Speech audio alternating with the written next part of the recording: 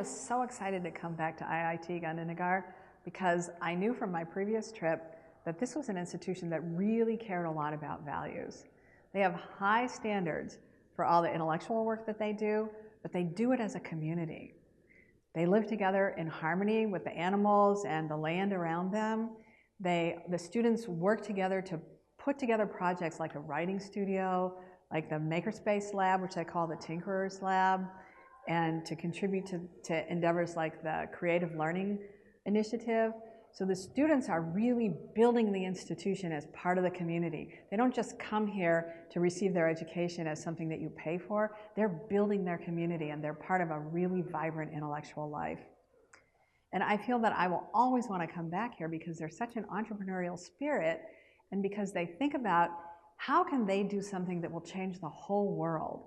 They're not concerned about just getting ahead of the next guy. They're really concerned about how do you design solutions for 1 billion people?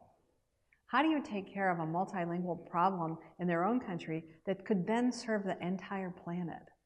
So they're thinking big about ways to solve problems and not just thinking about how can they make their own campus great.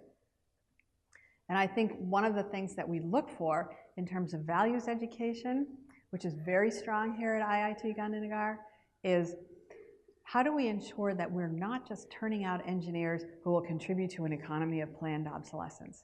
How do we make sure that people leave here with a sense of social spirit, that they want to make the world a better place, not just for their own careers, but for everyone? How will we live together on this planet?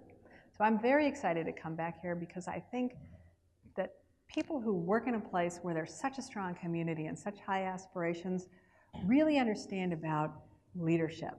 They can lead the discussions about values, and they can talk about how do you educate engineers and scientists to go out and raise the discourse in public policy so that all citizens can be engaged in the matters of science and technology that will shape the future of their own communities. So that's really why I'm so excited to be here and why I will always come back.